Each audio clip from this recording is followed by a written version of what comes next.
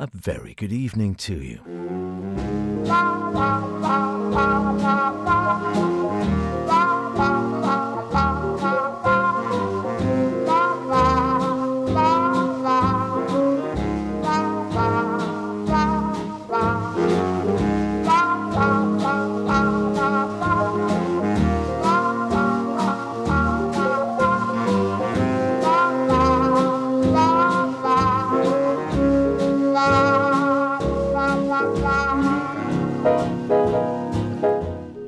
And here we are once again, Friday evening, sweet and swing, H with you in Studio 3 to bring you an hour of some of the best. And what have we got? How about being entertained by the Hammond organist Robin Richmond? We haven't had him for a while. More from our classic motoring music. Love, we did get our love in last week, I don't think, some this week. And to get us going, it looks like rain. Yes, I know. In Cherry Blossom Lane.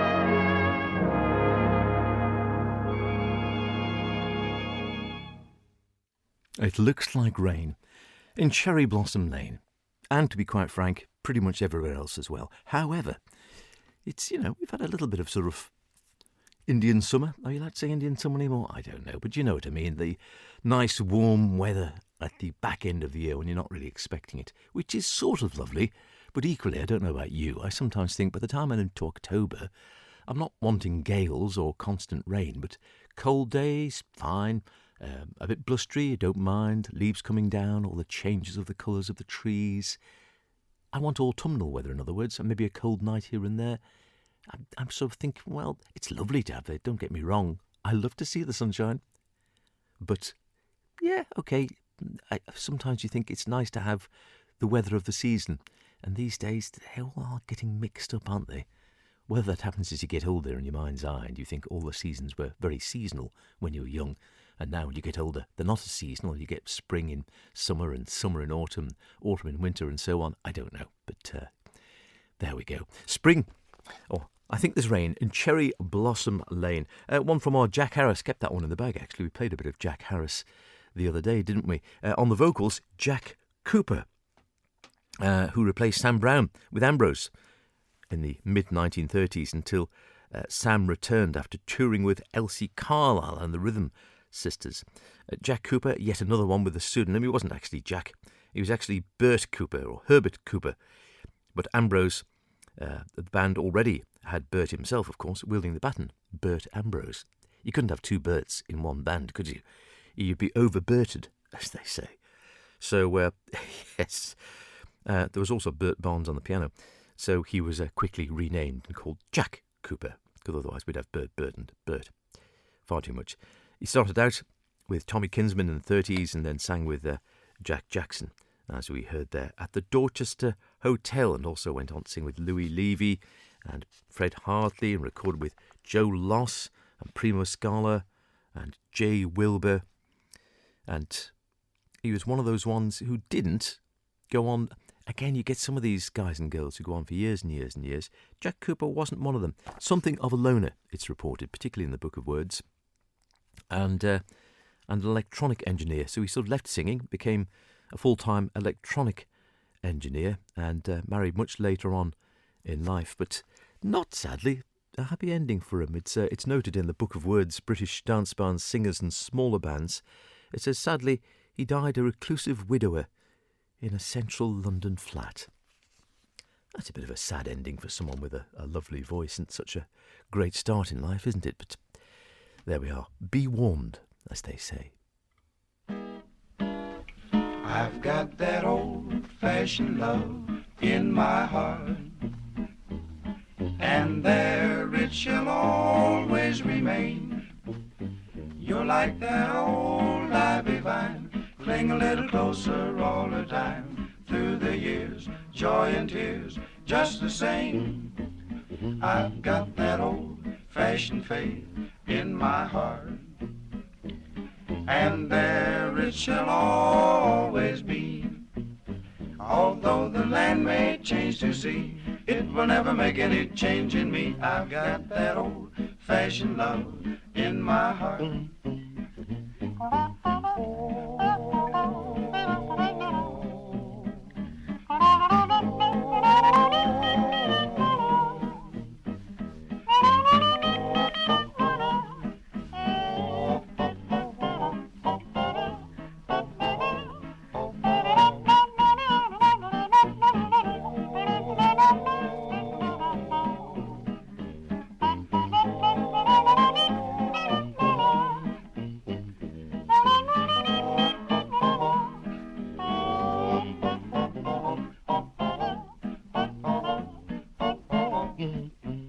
I've got that old-fashioned love in my heart, and there it shall always remain. You're like that old ivy vine, cling a little closer all the time. Through the years, joy and tears, just the same. I've got that old-fashioned faith in my heart, and there it shall always be. Although the land may change to sea, it will never make any change in me. I've got that old-fashioned love in my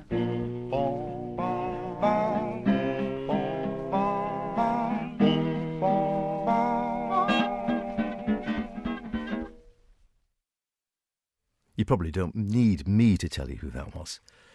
From our collection, What Is This Thing Called Love? Cool love songs of the 30s and 40s. Some wonderful numbers on there. I think I missed it out last week. Not on purpose, just, old age and forgetfulness, I think, more than anything else. The Mills Brothers, of course. I've got that old-fashioned love. Absolutely wonderful. I've always loved the Mills Brothers. I remember seeing them quite early doors. I think the old maestro must have played them to me and being amazed by those. Because there was a real guitar, but all the rest of it, the boom, boom, the bass and the sort of the trumpets, it's all just voices. And occasionally you can close your eyes and almost, particularly with someone when they're all just saying, You can almost just think they're all just playing trumpets or cornets or, brass band instruments of some kind. Muted sort of sound. Wonderful and great characters. And they went on for years and years and years. They changed, I think, personnel a few times. There were quite a few brothers, and I think one or two of them swapped around from memory, but went on for a goodly number of years and appeared on various films and had that wonderful close harmony sound with that instrumentation. All you needed was a guitar and you're away. Terrific stuff. What is this thing called Love? It really is a lovely selection on that one. If you see it on eBay, past perfect, you can pick it up and wallow yourself in an hour or so of lovey type music from the 30s and 40s and just about into the early 50s as well. We'll be dipping back into On the Right Road as well shortly. Classic motoring music. Don't know where this one came from. I saw this when I was looking for stuff the other day and I thought, Lordy, I don't know whether we've ever played things off that. And again, an eclectic selection on that, to say the least. In the meantime, we're going to we'll head back to the 1930s again, I think, and something, a little bit different. Do you know who this is? Top marks if you do.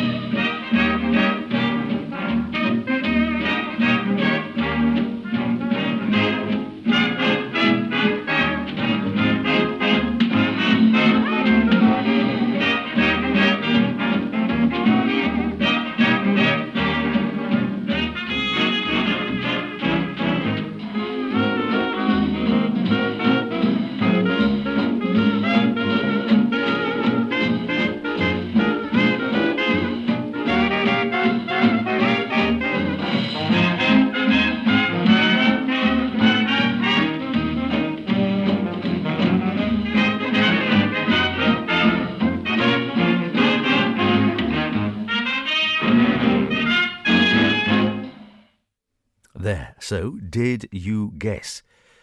Nice song, wasn't it? Yes. Say You're Mine. But who was playing it? So, if you managed to come up with Willie Lewis and his orchestra, then top marks on that, because that indeed was who it was. Willie Lewis, born over in Texas in the early part of the 20th century, I think in the first 5-10 years or so, and grew up in Dallas, played in variety shows in the teens, and then went to the New England Conservatory of Music and played in Will Marion Cook's orchestra, and that was taken over by Sam Wooding. He travelled with him, touring through Europe and South America and North Africa, not bad, eh? And remained until Wooding disbanded the orchestra in the early 1930s. And then, following that, he set up his own band, as we just heard there, Willie Lewis and his Entertainers, and featured some of Wooding's old players and played very successfully right the way across Europe, touring around there. And a few well-known names who played under Lewis, with Willie Lewis, who came to greater things. Herman Chitterson, maybe not. Benny Carter, definitely you might have heard of Benny Carter if not Herman. Bill Coleman, definitely. Garnet Clark, a wonderful pianist there as well. Barmy Martin and June Cole. And they recorded on a French label quite a bit. And then in the early 40s, he disbanded the Entertainers and returned to New York City. And then after that, he didn't do much in the way of music. Again, he seems to have had his fill and did a little bit of work as an actor. But then became a bartender as his fortunes declined. Gosh, there's a couple of sort of saddies there, isn't there? It wasn't deliberate, I'm afraid, but as we all know, anything in the entertainment business, being acting or music, can be very fickle. Fame is an incredibly fickle thing. You can be there for a few years, and then if moods change and tastes change and customs change and people start listening to different things and they don't want your music anymore, yes, you can just be dropped like that and disappear. And I'm afraid that pretty much happened to Willie. And that from having great success and touring the globe, really, with bands, and then went into bartending in order to make ends meet. And that was more or less it. A little bit of jobbing acting work, but clearly didn't get a great deal out of that. And again, I don't think he died in a great deal of fame or fortune. Look at it as you will. He had his time in the sun, and I suppose that's all we can say, isn't it? You have your time in the sun, then you move on and make space for someone else. Ralph Sutton, he was a wonderful player. Again, someone who did grace these shores several times and actually came and stayed in Music Man Towers back in the day as well. Here he is from the wonderfully titled Bedroom Sessions. No, I don't think we'll go there too closely. But here's a little medley. See what you can pick out of this.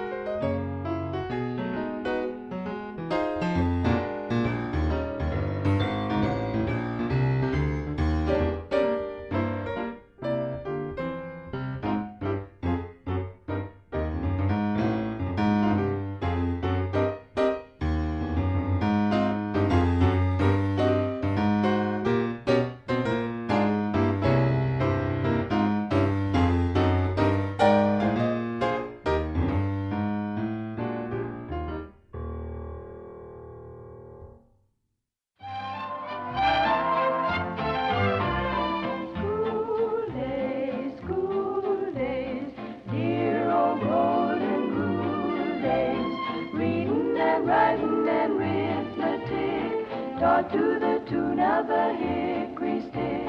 I was your queen in calico, you were my bashful barefoot beau, and I wrote on your slate, I love you, Joe, when we were a couple of kids.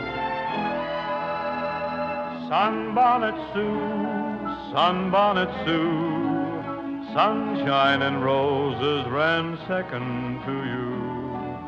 You look so nice, I kissed you twice under your sunbonnet blue. It was only a kind of a kid kiss, but it tasted lots nicer than pie. And the next thing I knew, I was dead stuck on you when I was a kid so high.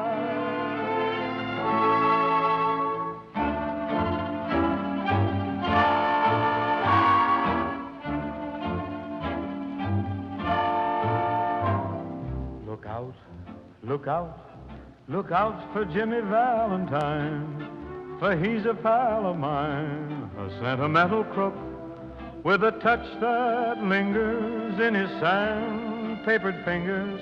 He can find the combination of your pocketbook. Look out, for when you see his lantern shine, that's the time to jump right up and shout, help! He'd steal a horse and cart, he'd even steal a girlie's heart when Jimmy Valentine gets out.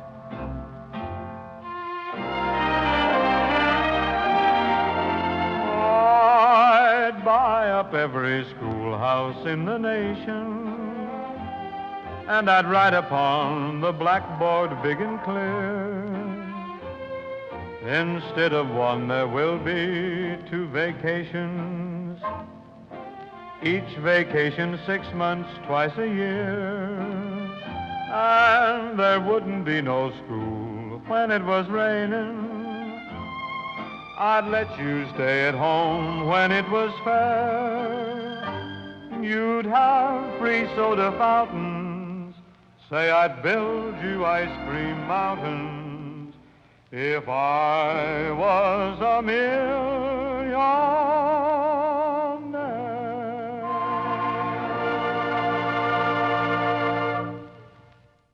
How about that? 2 medleys for the price of 1. We've just heard, of course, Bing from our wonderful Bing collection we've been enjoying over the last few weeks, and a medley from Sunbonnet Sue. If you remember Sunbonnet Sue, you're probably better than I do. A medley of Gus Edwards' Sunbonnet Sue with Sunbonnet Sue, Jimmy Valentine, and If I Was a Millionaire, with the unmistakable voice of Bing, of course, and a bit of orchestral accompaniment and backing singers as well. Very nice. You could go into sweet or swing, that category. And before that, something a little bit different. A man who, again, as I say, no stranger to the Isle of Man. And again, he's one of those few, very few, in that sort of little less than 10%, I think, of artists we feature here on Sweet and Swing who I actually met in the flesh. Ralph Sutton, the wonderful pianist who appeared on the Isle of Man on at least a couple of occasions, I think, in the 70s and 80s. There'll be someone there who'll correct me on that if it was more or less. But certainly, definitely once, maybe twice. Who knows? Maybe more. And I certainly had the pleasure of meeting him and hearing him with the old maestro back in the day, and probably having breakfast and dinner with him, because he almost certainly stayed with us as far as I recall. I'm sure there's a picture of him on our front garden path. Or was that Dick Wellstead? I don't know, I'll have to go back and look. We had so many great players coming through the doors. You lose track after a while. The Ralph Sutton, the bedroom sessions. Yeah, now I know, you've probably been wondering why it is called the bedroom sessions.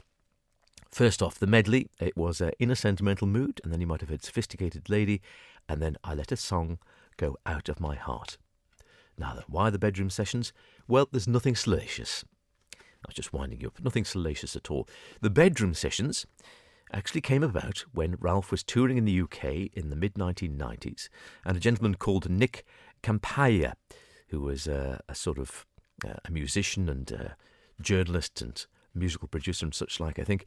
He hadn't met Ralph before, he said, but he approached him at a concert and said he was wondering if he'd accept an unusual commission to make some private recordings on his Yamaha upright Disclavier.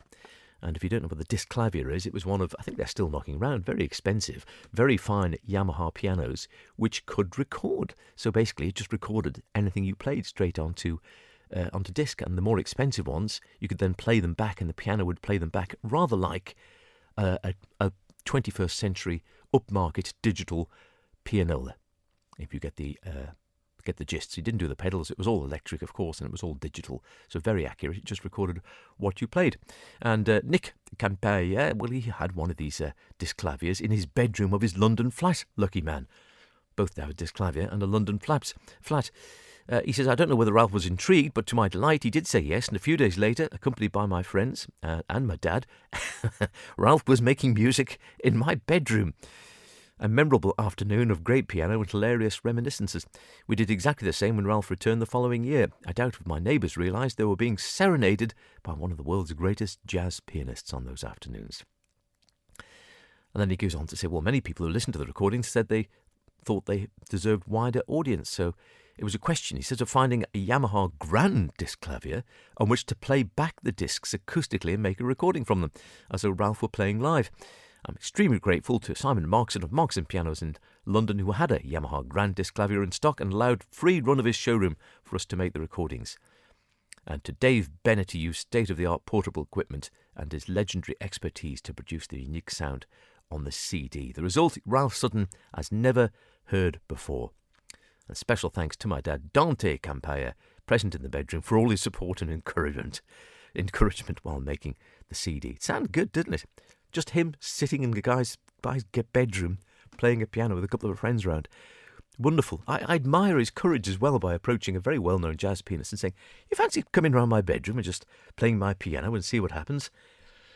The mind boggles, doesn't it? The mind's going to boggle on this next one as well. It is Sweet and Swing, H with you through until the top of the hour. Still to come, we're going to join Robin Richmond, the Hammond organist, entertains. We haven't heard him for a wee while, have we? Music from Ensa, of course, and Black British Swing as well. But before all that, something a little bit different and not entirely PC, it has to be said, at least the opening. I apologise in advance for the opening of this. It's not really seen as PC, perhaps, the comments made at the beginning of this, but it was made in 1926, you'll have to forgive it. Sidewalk Blues, Jelly Morton and his Red Hot Peppers, On the Right Road. Some classic motoring music.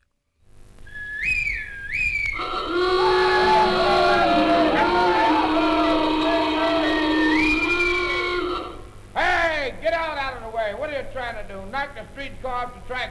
You're so dumb, you should be the president of the Deaf and Dumb Society. I'm sorry, boss, but I got the sidewalk blues.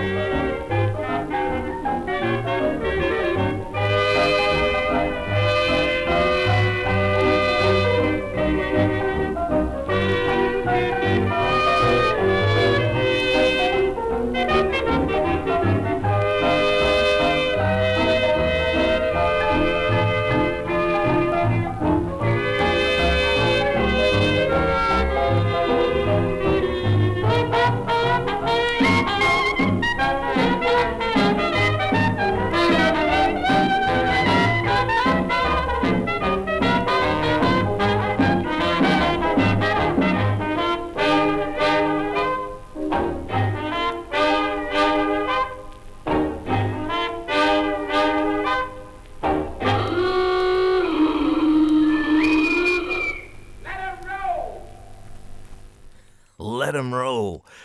Great ending on that one, terrific, and a bit of electronic buzz. I think that must be the transcription. It's not the CD player here in Studio 3 playing up. That's actually on the recording itself, which must have come through when it's been transcribed from the original shellac, I'm guessing. Pretty clear. Other than that buzz, they could rerun that and get rid of the buzz. It'd be much better, I must admit. But the recording otherwise is actually remarkably good when you consider it was made back in, what did I say, 1926. Jelly Roll Morton and his Red Hot Peppers. And yes, I think the opening gambit with the deafened, yes, that's not PC now, so don't repeat that, children, I think, in polite company. I think it might have been all right in 1926, but probably best not to do that if you're going out and repeating that somewhere else. Not really very PC or pleasant, is it? In any case, at the time, I dare say that was okay, and they were great characters and great entertainers. And if you are feeling salacious, even though there wasn't any anything along those lines when it comes to the bedroom sessions, if you want a little bit of that sort of missus, look up why Jelly Roll was called Jelly Roll. I'll say no more.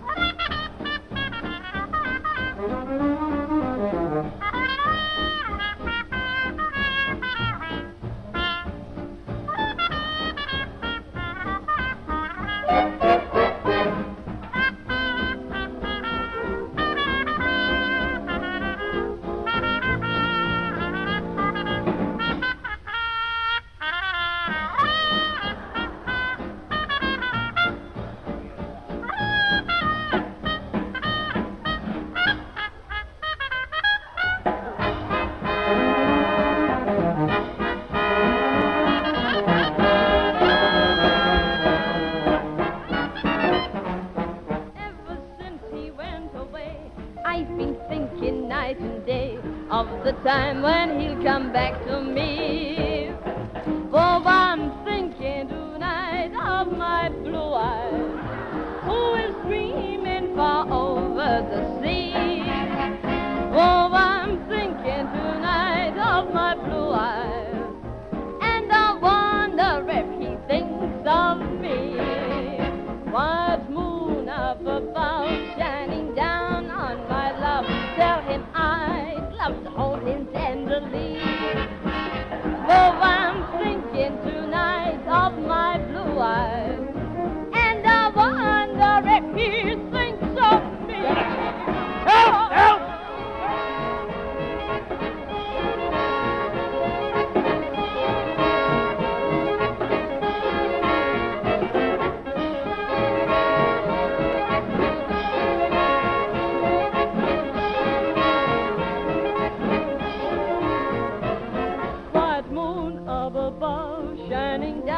On my love, tell him I'd love to hold him tenderly.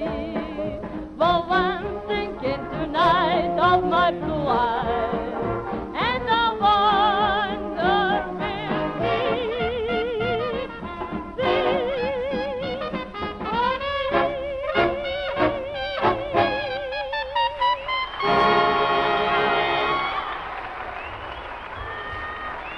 Oh, yes.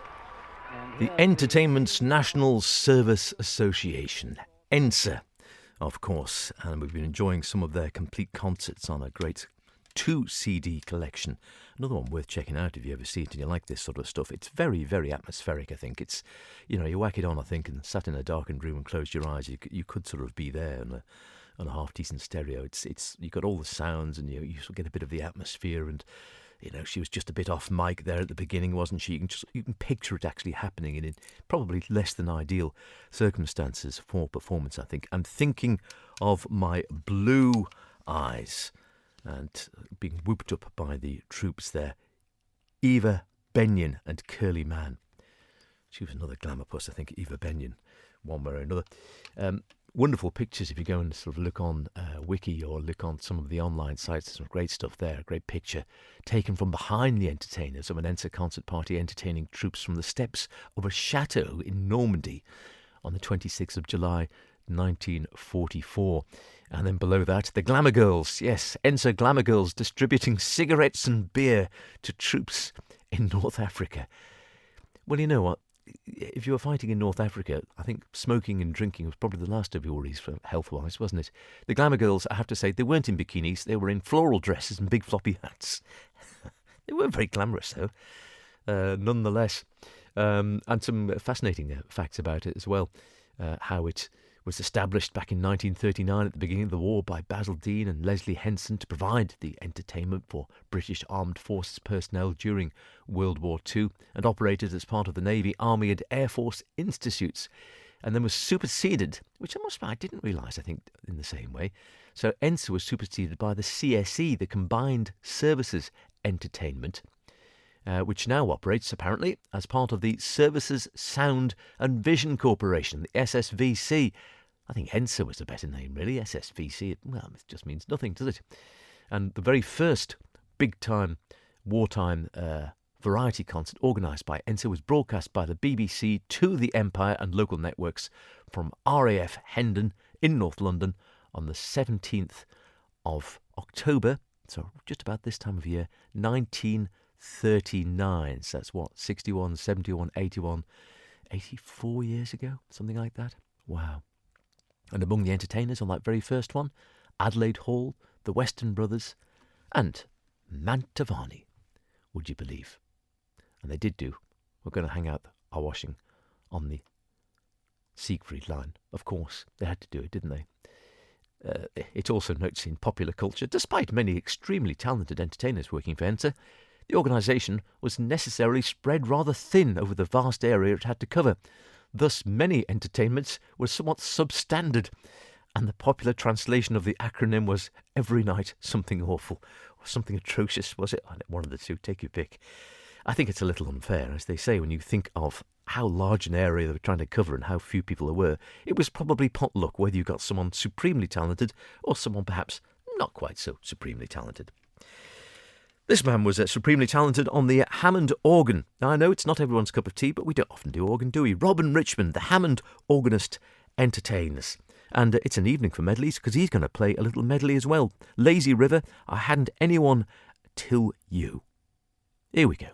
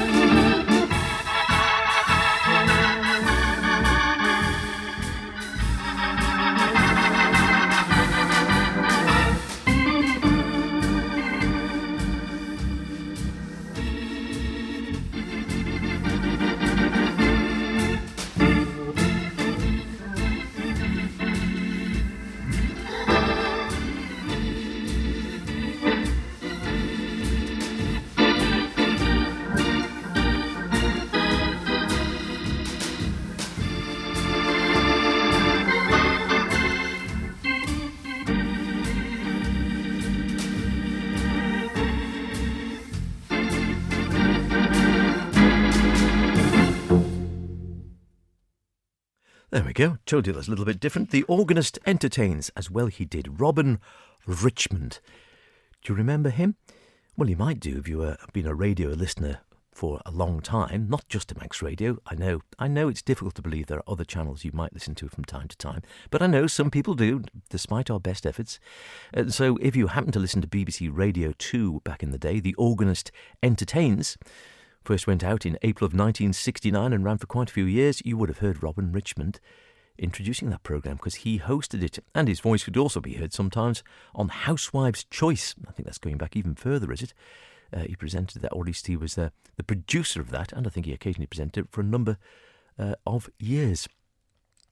Playing there, like I said, the Hammond organ. He wasn't an early adopter of the Hammond organ. It's noted by Alan Ashton in Organ Times magazine that Robin Richmond could perhaps foresee the popularity of the versatile pipeless Hammond organs when they first arrived in the UK. But by his own admission, and not a man to mince his words, he said the sound was bloody awful. Oh dear. However, the potential was there, he said, and or at least as he found out, because people would use them in nightclubs and dance halls and restaurants. And then later on, as they grew in popularity, the ABC chain of cinemas purchased Hammond organs, which were temporarily installed in the cinemas which didn't have pipe organs. Of course, all the big cinemas had the organs, didn't they? They'd rise up through the floor, playing at the beginning and the interval and such like. Ah, gone are the days. Wouldn't they be wonderful? I think a few still exist, don't they, here and there? So they put these Hammond organs in the ABC cinema chain in a bid to alleviate paying, it's all very crafty, full entertainment tax when screening epic road show presentations such as The Robe and South Pacific. The 30-minute organ prelude entitled the cinemas to a reduction based on the fact that there was live entertainment. Not bad, eh? That's pretty crafty, isn't it? Oh, very crafty indeed. A great picture on the front of him there, sitting at a grand, massive, white Hammond organ. And he's dressed in white as well, white tails and white shoes. Everything's white, apart from a rose, I think it is, in his breast pocket. And he's sort of turned towards the camera, but it looks for all the world he's got dark hair with a matching black tash, but it looks like he's got black eyeshadow on as well, which he might have had. I don't know, maybe it was to do with the lights to make him stand out a bit, but wonderful picture on the front of that one. Robin Richmond, the Hammond organist, entertains. Can't go wrong, as they say. Moonlight Becomes You? Well, it might well do at this time of the year. The songs of Jimmy Van Heusen, that's another one we've been dipping into from time to time. How about a sleigh ride in July? Well, we're sort of neither, really, are we? We're heading towards sleigh ride time, but we're a bit beyond July, so it's in between. Dinah Shore.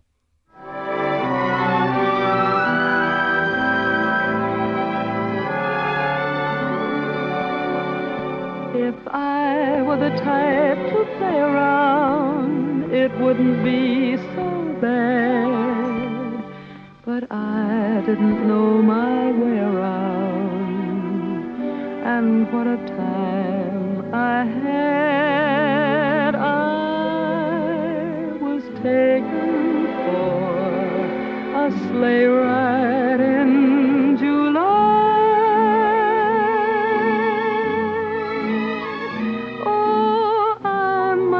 Been a setup for a sight.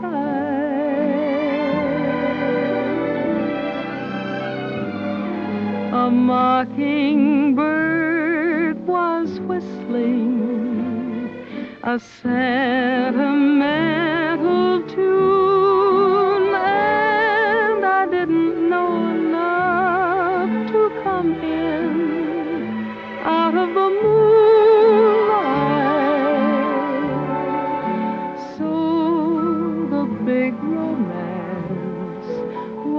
Only make believe,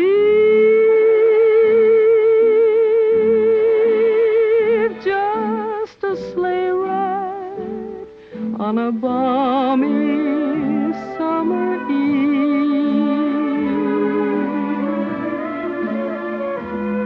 My dreams were safe all winter, and then to think that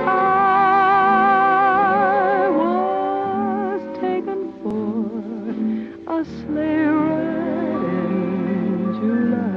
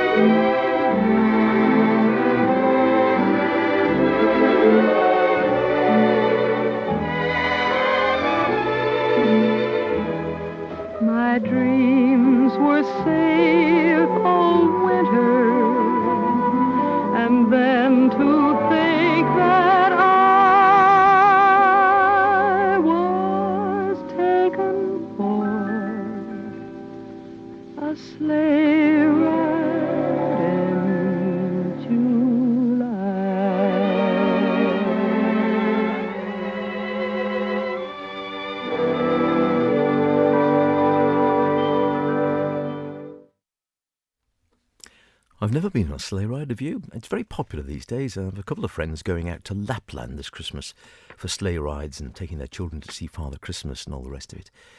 I suspect it's peak season at this time of the year, and not so much, I dare say, in July. Dinah Shaw with that Jimmy Van Heusen number. We've been dipping into this one as well. Moonlight Becomes You, the songs of Jimmy Van Heusen. And, of course, as we said, it was not his real name, Edward Chester Babcock, which I think is a fine name in itself in many ways. Born, like I said, in 1913 and had a wonderful musical talent from a very early age, did Jimmy, and went on to make the very most of it. Studied voice under Howard, one of my namesakes, Howard Lyman, and wrote songs for college shows, and met up with Jerry Arlen as well, and Harold Arlen, in the early 1930s. We'll finish off with the last of our selection of black British swing. Really enjoyed this one from the collection of the British Library National Sound Archive. Some wonderful bands, and we're going to finish off with our selection from that with a bit more from Ken Johnson, Ken Snakehip Johnston's rhythm section, and a good old goodie, as the old maestro might have said, Sweet Georgia Brown.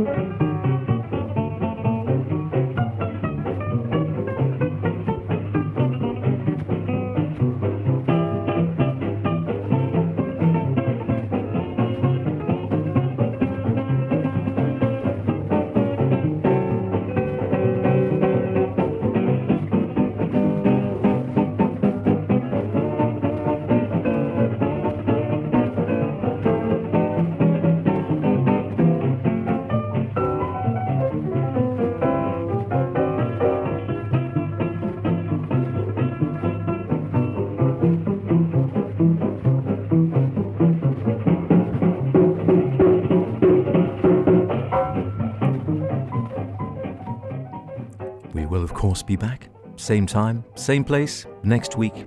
Don't go anywhere. Have a safe week, look after yourselves, and we'll see you then.